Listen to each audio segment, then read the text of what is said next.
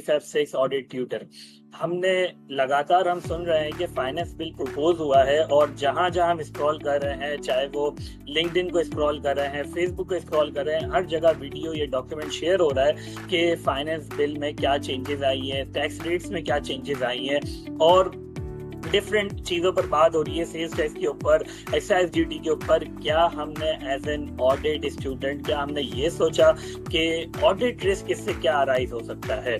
तो देखें, being an audit student आपने हमेशा ये सोचना है, चाहे कोई न्यूज आ रही हो, चाहे कोई भी इवेंट हो रहा हो, तो क्या उससे कोई ऑडिट रिस्क अराइज हो रहा है? तो देखें, अगर बजट आया है और उसमें कुछ चेंजेस आई हैं तो डेफिनेटली उससे कोई ना कोई ऑडिट रिस्क अराइज हो रहा होगा। देखिए, पहला चेंज अगर मैं बात करूं कि चेंजेस जो आई हैं फाइनेंस बिल के अंदर प्रपोज जो हुई है, तो उसमें सबसे पहली चीज आई कि सुपर टैक्स के ऊपर बात करी गई कि सुपर टैक्स को जो कॉर्पोरेट इनकम जिसकी अप टू 500 मिलियन है, तो उसके ऊपर हम सुपर टैक्स को खत्म कर देंगे। मतलब अगर किसी कंपनी की पहले 500 मिलियन की इनकम होती थी तो उसके ऊपर स्ट्रेट 7.5% का एडिशनल सुपर टैक्स अप्लाई हो जाता था, ठीक है। लेकिन अब वो खत्म होने जा रहा है, प्रपोज हुआ है, ठीक है।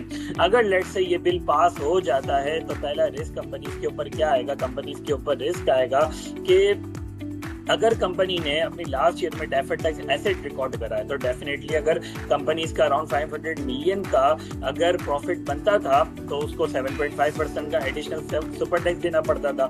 तो जब वो डेफर्ड टैक्स एसेट रिकॉर्ड करेगी तो वो भी एडिशनल 7.5% का सुपर टैक्स कंसीडर करते हुए रिकॉर्ड करेगी, ठीक है। डेफर्ड टैक्स एसेट रिकॉर्ड हुआ होगा। अच्छा, अब चूंकि सुपर टैक्स खत्म हो रहा है तो डेफर्ड टैक्स एसेट को भी आपको ये रिकॉर्ड करना पड़ेगा कि 7.5% से उसको कम करना पड़ेगा, क्योंकि वो ज्यादा पे रिकॉर्ड हुआ था। अब डेफर्ड टैक्स एसेट क्या हो जाएगा? आपका डेफर्ड टैक्स एसेट कम हो जाएगा, क्योंकि अब 7.5% का एडिशनल जो बेनिफिट आपको मिलना था अब वो नहीं मिलेगा। बच्चों, ये बातें समझ में आ रही है? इवन कि अगर डेफर्ड टैक्स लायबिलिटी भी रिकॉर्ड हुई भी होगी तो वो डेफर्ड टैक्स लायबिलिटी भी आपकी क्या हो जाएगी? डेफर्ड टैक्स लायबिलिटी भी आपकी कम से रिकॉर्ड होगी।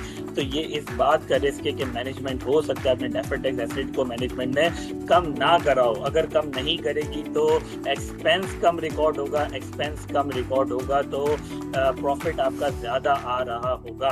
तो डेफर्ड टैक्स एसेट को अगर कम करेंगे तो एक्सपेंस ज्यादा रिकॉर्ड होगा और प्रॉफिट कम हो जाएगा। तो हो सकता है मैनेजमेंट इंटेंशनली ये ना करे, हो सकता है कि मैनेजमेंट इस बात से ज्यादा अवेयर ना हो कि ये एडजस्टमेंट भी रिकॉर्ड करनी है।